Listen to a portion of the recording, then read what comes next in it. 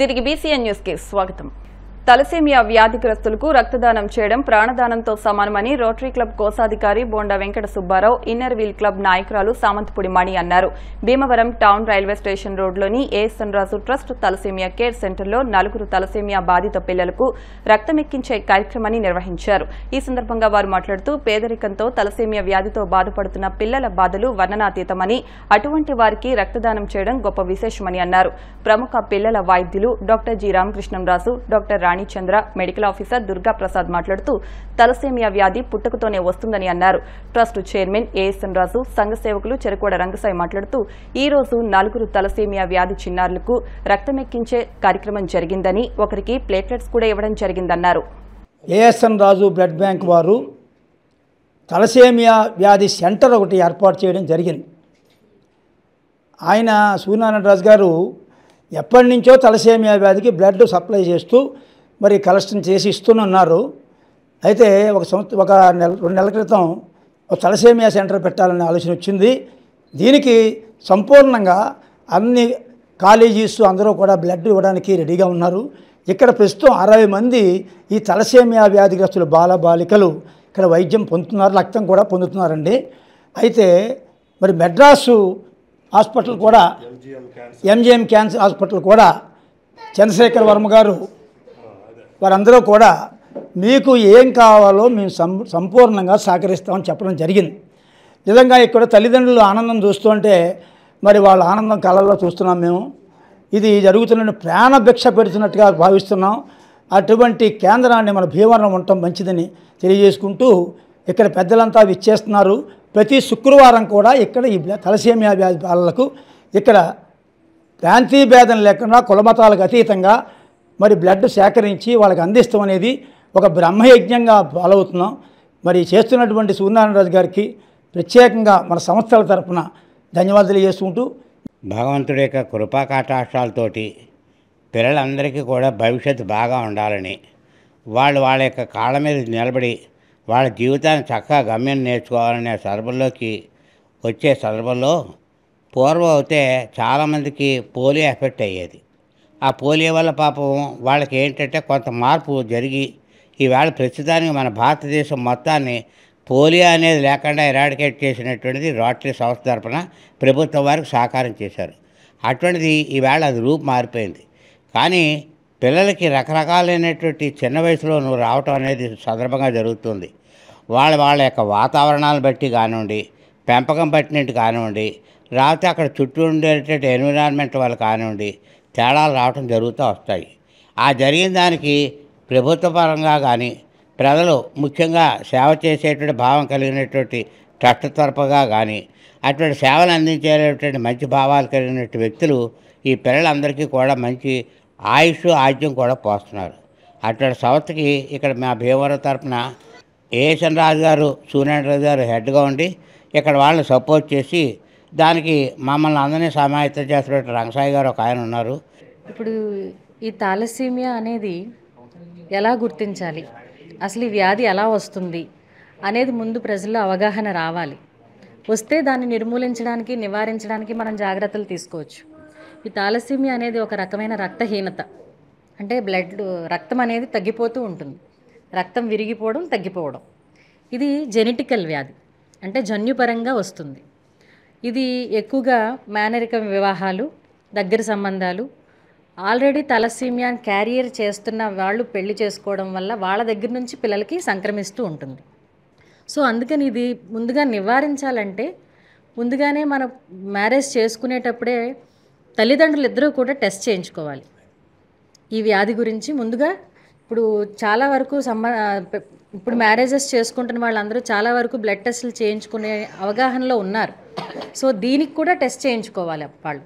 So వాళ్ళు ఏమైనా క్యారియర్గా ఉన్నారా, ఆ జీన్స్ ఏమైనా వాళ్ళలో ఉన్నాయా అనేది తల్లిదండ్రులు ఇద్దరు టెస్ట్ చేయించుకుంటే పిల్లలకి రాకుండా మనం ప్రివెంట్ చేయగలుగుతాం.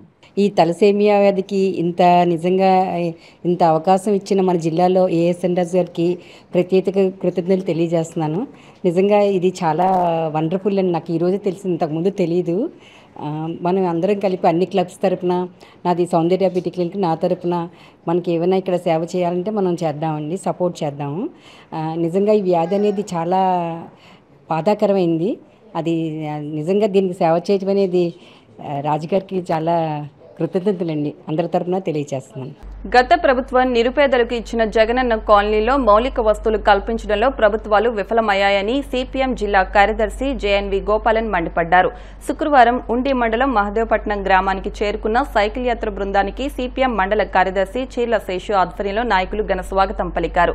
ఎన్ఆర్పీ అగ్రహారం ఉండి జగనన్న కాలనీలో పర్యటించిన సిపిఎం సైకిల్ యాత్ర బృందం దృష్టికి ప్రజలు పలు సమస్యలను తీసుకొచ్చారు. ఈ సందర్భంగా జేఎన్వి గోపాలన్ మాట్లాడుతూ ఎన్ఆర్పీ అగ్రహారంలోని ఇళ్ల స్థలాల లబ్దిదారులకు ఉండి మెయిన్ రోడ్లోని పాలకేంద్రం వద్ద ఇళ్ల స్థలాలు ఇస్తానని చెప్పిన నాటి తహసీల్దార్ నాయకులతో కుమ్మక్కై 222 మంది లబ్దిదారులను మోసం చేసి వెలువరు గరువులో ఇళ్ల నిర్మాణానికి పనికిరాని మౌలిక వస్తువులు లేని స్థలాలను కేటాయించారని మండిపడ్డారు.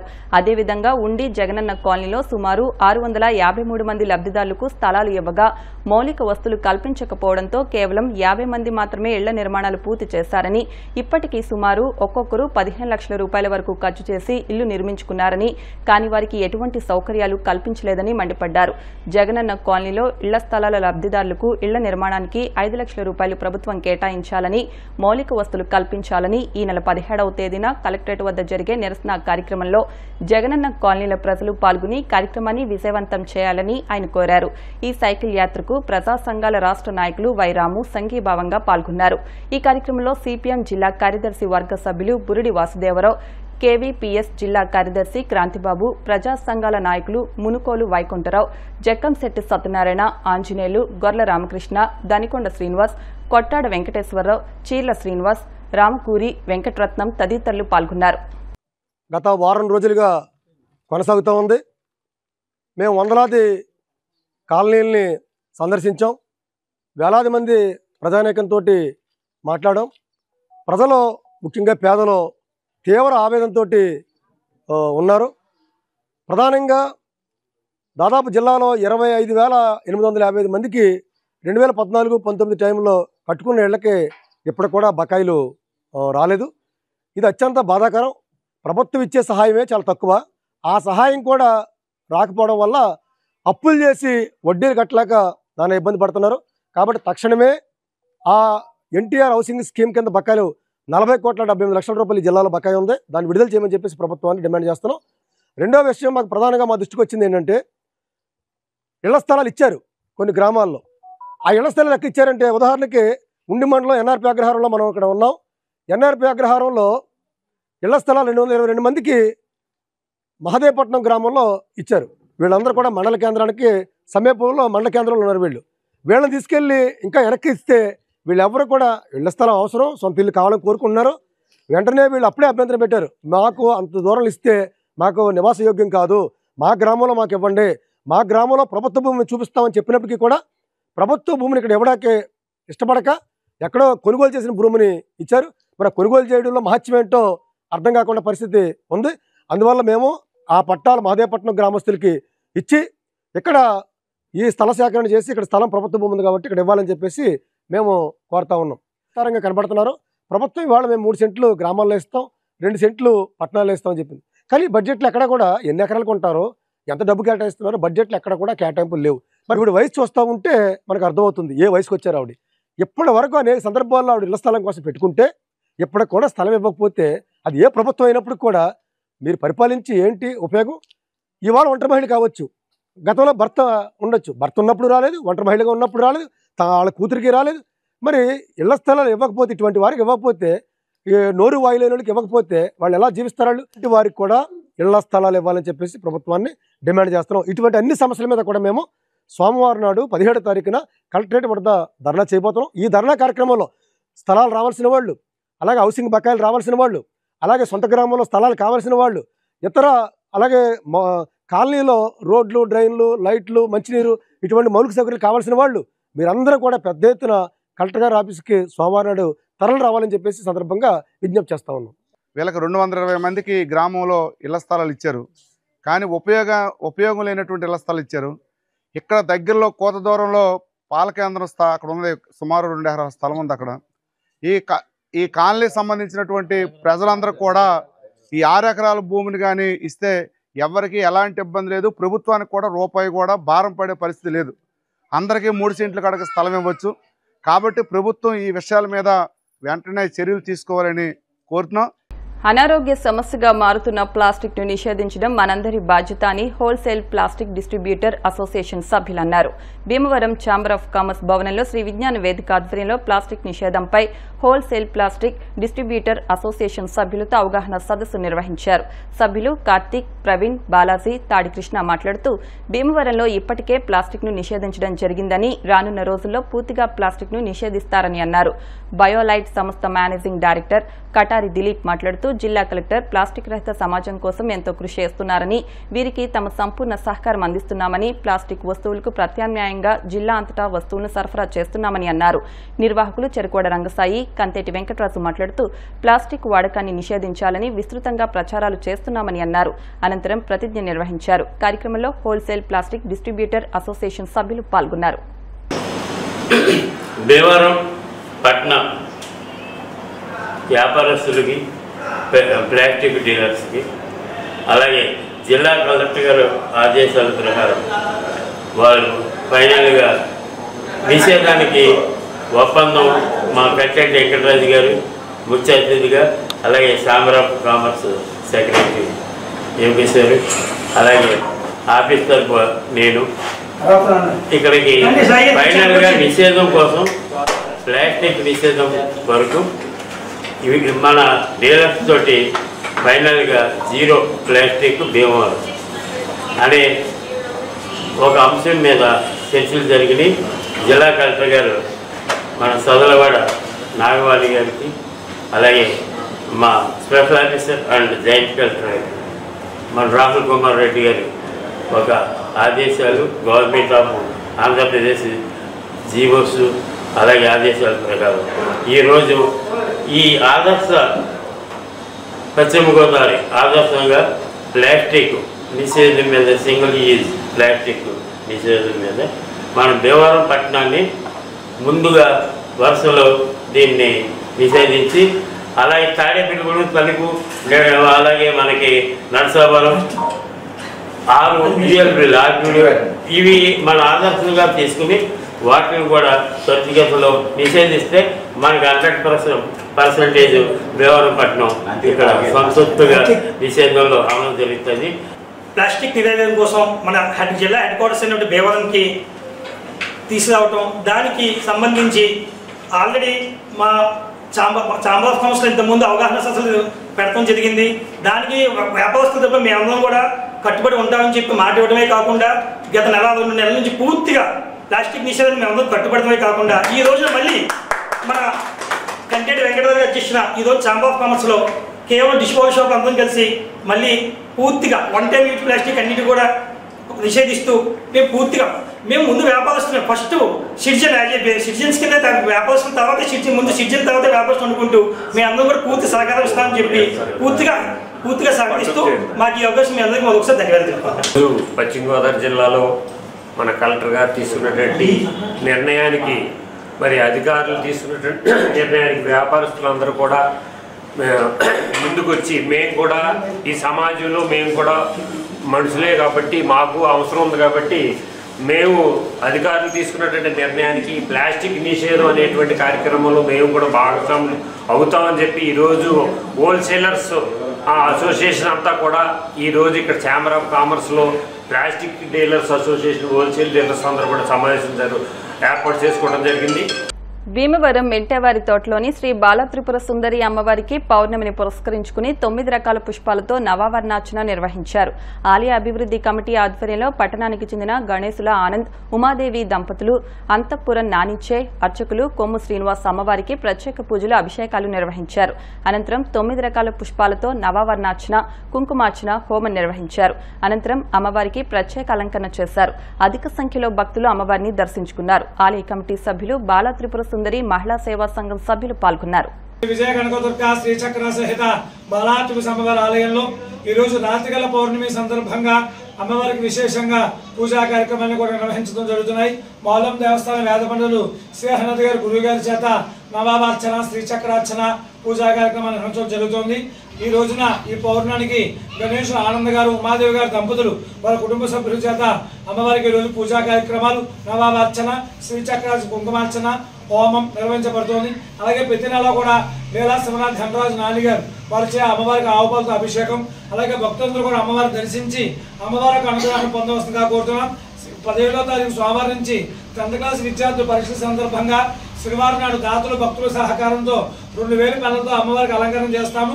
ఆ శనివారం నాడు ఉదయం 9 గంటల 10th క్లాస్ విద్యార్థులు ఆటోకర్ తెచ్చుకుని అమ్మవారిని దర్శించుకుని ఆ పూజ చేసిన పెన్ను తీసుకుని అమ్మవారికి అనుగ్రహాన్ని పొందవలసిందిగా కోరుతున్నాం. ఉండి మండలం కోలమూరు గ్రామంలో వేంచేసి ఉన్న రుక్మిణి సత్యభామ సమేత సంతాన గోపాల స్వామివారి నౌకాయాన తెప్పోత్సవం అంగరంగ వైభవంగా జరిగింది. పెదమీరం గ్రామానికి చెందిన పేరుచెల్ల నాగరాజు నాగలక్ష్మి దంపతులు స్వామివారికి ప్రత్యేక పూజా కార్యక్రమాలు నిర్వహించిన అనంతరం స్వామివారిని నౌకలో అమర్చి తెప్పోత్సవం నిర్వహించారు. కార్యక్రమాన్ని తిలకించడానికి పరిసర గ్రామాల నుండి భక్తులు అధిక సంఖ్యలో తరలివచ్చి స్వామివారిని దర్శించుకుని తీర్థ ప్రసాదాలు స్వీకరించారు. ఈ కార్యక్రమంలో EO Manthina Ramaraju, check post Raju, Namburi Badri Narayanaraju, Perichella Ramakrishnamraju, Muralikrishnamraju, Balaraju, Mudunuri Satish, గ్రామస్తులు, భక్తులు పాల్గొన్నారు.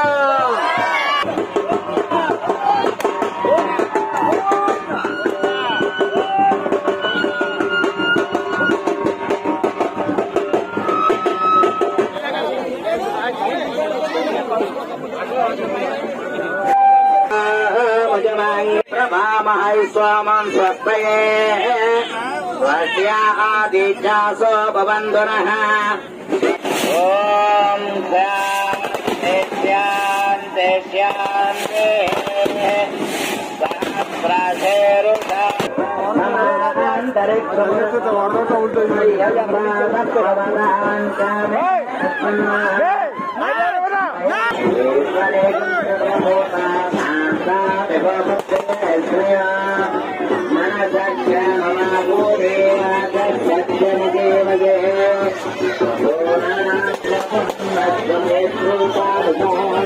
రుక్మిణి సత్యభామ సమేత సంతాన గోపాల స్వామివారి ఆలయంలో పాంచాలిక వార్షిక కళ్యాణ మహోత్సవాల సందర్భంగా ఈరోజు 5వ రోజు. ఈ రోజున జరిగినటువంటి కార్యక్రమాల్లో ఉదయం సకల దేవతా సంతృప్తి కొరకు పూర్ణాహుతి కార్యక్రమం అనేటువంటి కార్యక్రమం జరపబడింది. తదుపరి స్వామివారి యొక్క సకల జనులు అందరూ కూడా దర్శించుకోవడానికి గాను ఈ నౌకా విహారము అనేటువంటి కార్యక్రమం ఎప్పుడు కూడా పూర్వం నుంచి రాజుల కాలం నుంచి కూడా ఈ యొక్క కార్యక్రమం జరుగుతూ ఉన్నది. అదే విధంగా ఈ రోజున మనం కార్యక్రమం కోలమూరు గ్రామంలో సకల జనులు రక్షణార్థం అంటే అనేకమైన జనులు ఆలయానికి రాలేకపోయి ఉండవచ్చు, అనేక ఇబ్బందుల వల్ల రాలేకపోవచ్చు.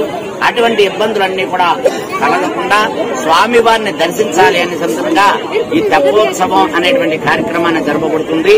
అలాగే నూతన వధూవరులు ఈ వివాహమైన తర్వాత ఈ వారందరూ కూడా ఉల్లాసంగా ఉత్సాహంగా ఈ నౌకా విహారం చేసినట్లయితే వారందరూ కూడా ఉల్లాసంగా ఉంటారని చెప్పేసి వేదం చెప్తుంది. కాబట్టి ఆ విధంగానే స్వామివారి దేవేరులతో కలిసి ఈ యొక్క నౌక పౌర్ణమి రోజు రాత్రి అయినటువంటి ఈ రోజున ఆనంద హేళలతోటి కుర్రకారి యొక్క ఆనందోత్సాహములతోటి బాణసంచా కాలుపులతోటి అలాగే వేద మంత్ర పఠనం చేత ఈ యొక్క తెప్పోత్సవ కార్యక్రమం అంతా కూడా రంగరంగ వైభవంగా జరగబోతుంది. గణితాన్ని ఇష్టపడి కష్టపడితే విద్యార్థులు ఉన్నత స్థానాలను అధిరోహిస్తారని గణితోపాధ్యాయులు పూడి వెంకటేశ్వరరావు, రేపాక వెంకన్నబాబు అన్నారు. శ్రీ విజ్ఞాన వేదిక ఆధ్వర్యంలో భీమవరం, గునుపూడి, రైతు బజార్ వద్దనున్న ప్రభుత్వ బాలికల వసతి గృహంలో అంతర్జాతీయ గణిత దినోత్సవాన్ని నిర్వహించి గణితోపాధ్యాయులను సత్కరించారు. ఈ సందర్భంగా వారు మాట్లాడుతూ గణితం అంటే భయపడిన అవసరం లేదని, శ్రద్దగా సాధన చేస్తే విద్యార్థులు ఉన్నత శిఖరాలను అధిరోహిస్తారని అన్నారు. ఎం శ్రీనివాసరావు, జె శకుంతల మాట్లాడుతూ చిన్నప్పటి నుంచే గణితంపై విద్యార్థులు పట్టు సాధించాలని అన్నారు. నిర్వాహకులు చెరుకువాడ రంగసాయి మాట్లాడుతూ ఒక్క గణితంలో పట్టు సాధిస్తే అన్ని రంగాల్లోనూ రాణించవచ్చునని అన్నారు. అనంతరం నలుగురు గణితోపాధ్యాయులను సత్కరించారు.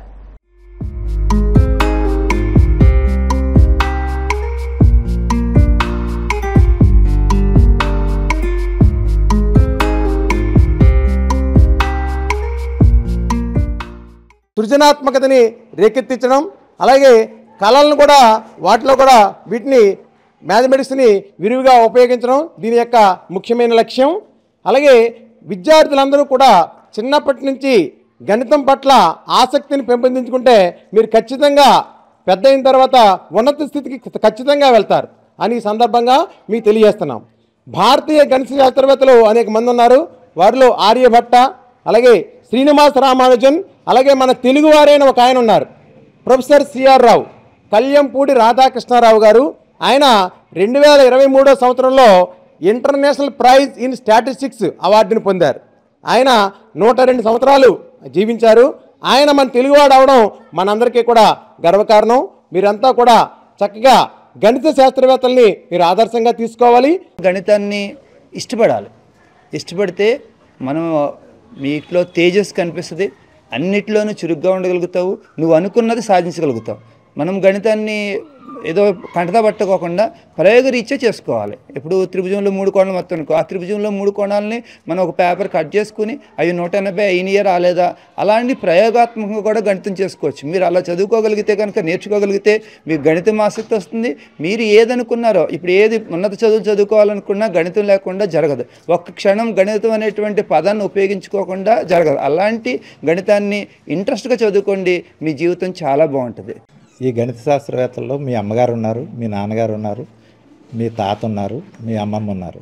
మీకు చిన్నప్పటి నుంచి కూడా మీకు సులభంగా అర్థమయ్యేలాగా వాళ్ళ గణితం అక్కడే బోధించేస్తున్నారు. ఇప్పుడు కొత్తగా వచ్చింది ఏం కాదు గణితం. మీకు చిన్నప్పుడు నాన్న ఒక జాంకాయ తెచ్చాడు, అక్క చెల్లి 2 ఉన్నారు. అమ్మ ఏం చేస్తుంది? 2 భాగాలు చేస్తుంది. అంటే ఒక జాంకాయని 2కి పంచిందా లేదా? అది భిన్న రూపంలో ఏమవుతుంది? 1/2 నేర్చుకున్నారా లేదా? ఇప్పుడు అదే కొంచెం పెరుగుతూ ఉంటుంది, క్లాస్ పెరిగే కొలది. గణితం మీలో మమేక్యమే ఉంది. మీరు చేసే ప్రతి పని కూడా గణితంతో ముడిపడి ఉంది. ఈ సందర్భంగా అంతర్జాతీయ గణిత దినోత్సవ సందర్భంగా మాతృమూర్తులకి మీకు ఏదైతే బేసిక్గా గణితం మీద ఆసక్తి చిన్నప్పటి నుంచి కలుగజేసిన ఆ మాతృమూర్తులకి అందరికీ నా నమస్కారం. ఉంటాను.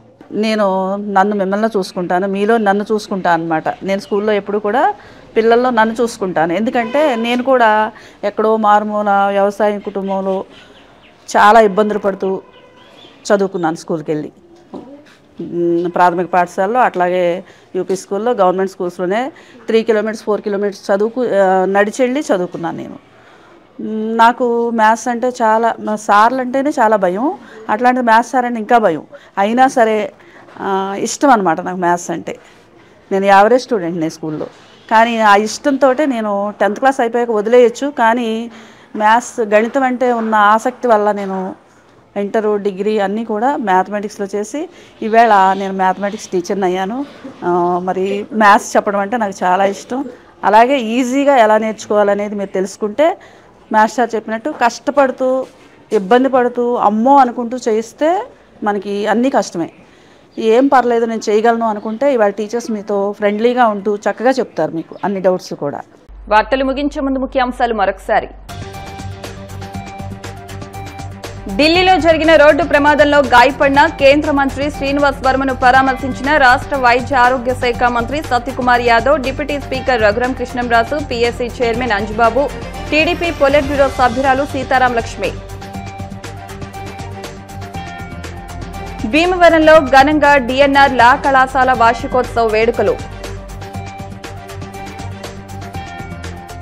ఎస్సీ వెల్ఫేర్ అసోసియేషన్ జిల్లా కమిటీ భీమవరం మండల కమిటీ ఏకగ్రీవ ఎన్నిక. జిల్లా అధ్యక్షులుగా కె రాజ్ కిషోర్, మండల అధ్యక్షులుగా వి రాజేష్ కుమార్. వీరవాసరం కళా పరిషత్ భీమవరం మిత్ర మెడికేర్ హాస్పిటల్ సంయుక్త ఆధ్వర్యంలో ఉచిత వైద్య శిబిరం. ఈ వార్తలు ఇంతటితో సమాప్తం. మరిన్ని వార్తల కోసం BCN digital YouTube channel, Facebook page ను ఫాలో అవ్వండి. అప్డేట్ వార్తల కోసం ప్లీజ్ సబ్స్క్రైబ్.